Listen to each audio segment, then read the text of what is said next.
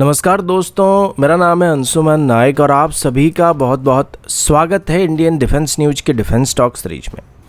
जहां पर हम रोज नए नए डिफेंस अपडेट्स के बारे में बात करते हैं। तो चलिए देर न करते हुए आज की वीडियो शुरू करते हैं।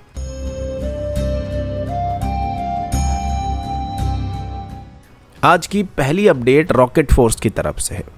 पिछले 2-3 सालों से आर्मी की तरफ से अपनी एक रॉकेट फोर्स को तैयार करने की कोशिश किया जा रहा है, जिसमें लॉन्ग रेंज रॉकेट्स और शॉर्ट रेंज की बैलिस्टिक मिसाइल मौजूद होने वाले थे। अब इसे खास करके चाइना की रॉकेट फोर्स को काउंटर करने के लिए तैयार करने का फैसला किया गया था और इस प्रपोजल को हमारे पहले chief of defence staff general Bipin Rawat ji की तरफ से दिया गया था। अब इससे पहले हमारे जितने भी बैलिस्टिक मिसाइल हुआ करते थे वो सभी के सभी हमारी स्ट्रेटेजिक फोर्सेस कमांड के अंदर होते थे और इनकी लॉन्चिंग प्रोसेस काफ़ी लेंदी होता था। तो इस वजह से शॉर्ट रेंज टैक्टिकल मिसाइल्स को रॉकेट फोर्स के अंदर शामिल करने का प्लान किया गया था, जिनको आर्मी अपने हिसाब से इस्तेमाल कर पाएगी और इनको क्विकली डिप्लॉय किया जा सकेगा।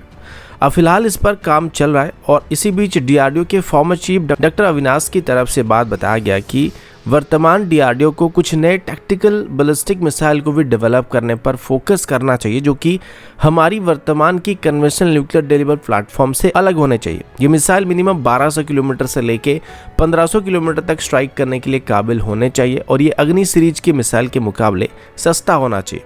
वर्तमान हमारे पास जितने भी मिसाइल मौजूद हैं, खास करके टैक्टिकल बैलिस्टिक मिसाइल मौजूद हैं, जिसके अंदर हमारे प्रहार सीरीज की मिसाइल हो जाए, पृथ्वी सीरीज की मिसाइल हो जाए, फिर प्रलय मिसाइल भी हो जाए, इनका रेंज 350 किलोमीटर से लेके 500 किलोमीटर तक ही सीमित है, जिस वजह से चाइना की रॉकेट फोर्स को हम इससे काउंटर करने में सक्षम नहीं हो पाएंगे। तो इसी वजह से अभी एक लॉन्गर रेंज की मिसाइल को डेवलप करने का प्रपोजल दिया जा रहा है, जिसमें हम 1200 किलोमीटर से लेके 1500 किलोमीटर स्ट्राइक कर पाएंगे।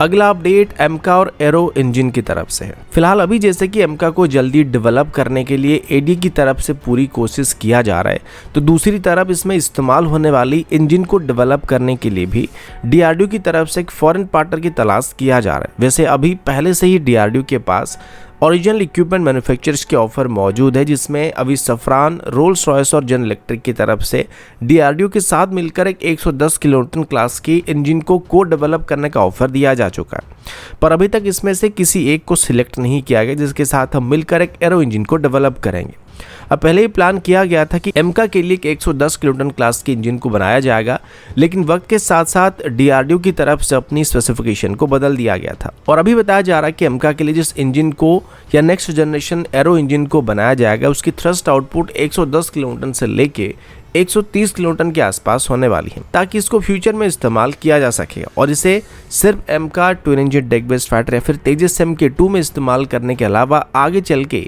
इसी इंजन की कोर को बेस करके कुछ स्पिन अप वेरिएंट को भी बनाया जाएगा, जिसे फ्यूचर ट्रांसपोर्ट एयरक्राफ्ट में इस्तेमाल किया जा सकेगा।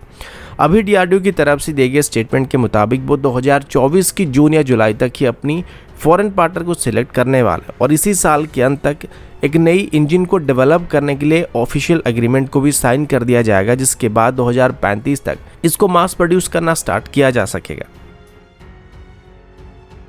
अगला अपडेट अटैक हेलीकॉप्टर की तरफ से,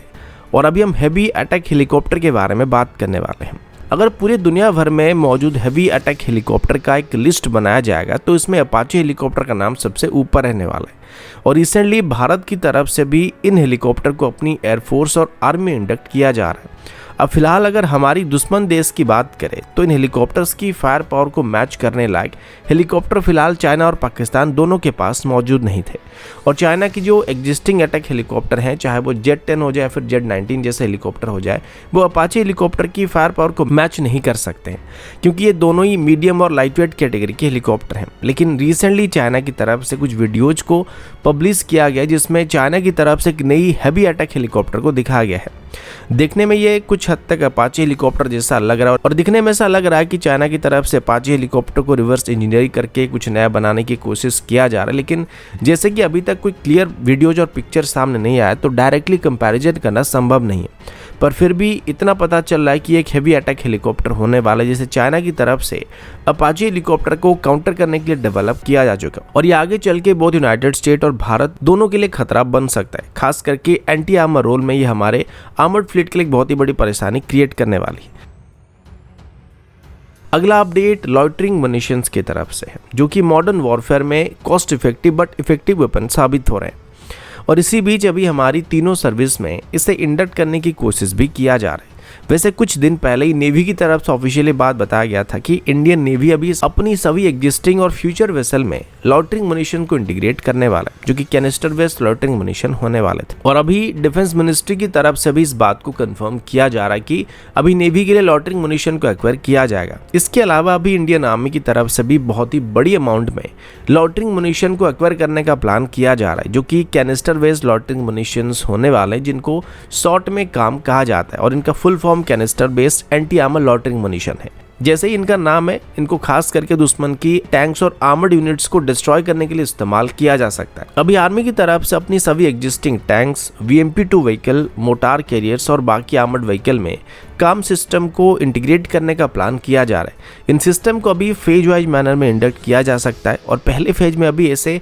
180 सिस्टम को ऑर्डर किया जा रहा है, जिनमें खास करके हाई एक्सप्लोसिव एंटी टैंक वॉरेट मौजूद होने वाली है। इन सिस्टम्स की रेंज 15 किलोमीटर तक होने वाली है और इनको हाई एल्टीट्यूड में भी ऑपरेट किया जा सकता है और इनको आराम से 4500 मीटर के ऊपर ऑपरेट किया जा सकता है, जिस वजह से हम इसको लद्दाख रीजन में आसानी से ऑपरेट कर पाएंगे।